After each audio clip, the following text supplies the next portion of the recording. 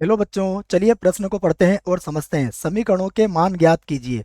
और यहाँ हमें समीकरण दिया है सेक थीटा बराबर माइनस का 2/वर्गमूल 3। प्रश्न को हल करने से पहले प्रश्न के लिए हम मुख्य अवधारणा लिख लेते हैं, जिसकी सहायता से हम इस प्रश्न को हल करेंगे। तो अवधारणा मुख्य अवधारणा में हम प्रश्न से संबंधित एक सूत्र लिखेंगे, जो त्रिकोणमिति में व्यापक हल ज्ञात करने का सूत्र है।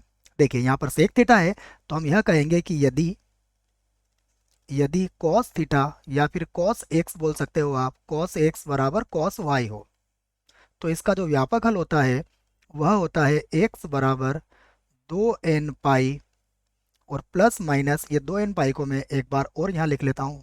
थोड़ा सा ऊपर लिख दिया है तो इसको मैं एक बार और लिख देता हूँ। यहाँ पर देखिए ये हो जाएगा एक्स बराबर 2n पाई प्लस माइनस ये हो जाएगा वाई। और यहाँ पर जो n होगा वह सदैव एक पूर्णांक होगा। इस सूत्र का प्रयोग हम इस प्रश्न में करेंगे। चलिए प्रश्न में दी गई समीकरण को लिखते हैं। तो देखो जो समीकरण हमें दी गई है वह क्या है। समीकरण समीकरण है हमारे पास सेक थीटा बराबर माइनस का 2/वर्गमूल 3।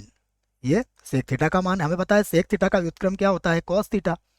तो ये होगा कॉस थीटा बराबर माइनस का वर्गमूल 3 और बटे में आ जाएगा 2। अब देखिए कॉस थीटा को फिर हम वैसे ही लिखेंगे,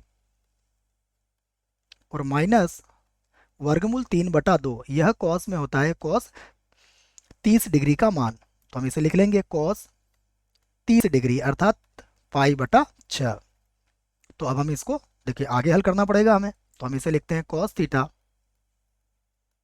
बराबर कितना था हमारे पास, माइनस का कॉस पाई/, देखिए 30 डिग्री का मान था तो पाई/6 था।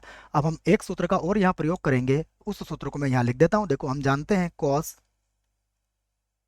Pi minus theta, cos pi minus theta होता है माइनस का कॉस थीटा, क्योंकि ये दूसरे चतुर्थांश में होता है। तो इसी बात को हम यहाँ पर लिखेंगे। देखिए तो कॉस थीटा तो वैसे ही लिख देंगे बराबर ये जो माइनस का कॉस पाई/6 है इसे लिखेंगे कॉस, और ये हो जाएगा पाई माइनस पाई/6। तो यहाँ से फिर से लिखेंगे हम कॉस थीटा बराबर, देखो इसका लघुत्तम ले लेंगे तो ये होगा कॉस, और ये बन जाएगा 5 पाई/6। अब हम यहाँ पर इसका व्यापक हल लिख सकते हैं। तो लिखेंगे हम इसका व्यापक हल। देखिए व्यापक हल क्या होगा, ये होगा थीटा बराबर 2n पाई प्लस माइनस, देखो यहाँ y का मान कितना हो जाएगा, y का मान होगा 5 पाई/6। और यहाँ n बिलोंग्स टू क्या होगा, z, अर्थात n सदैव एक पूर्णांक होगा। यही हमारे प्रश्न का उत्तर है। आशा करता हूँ आपको इस प्रश्न का उत्तर समझ में आया होगा। धन्यवाद।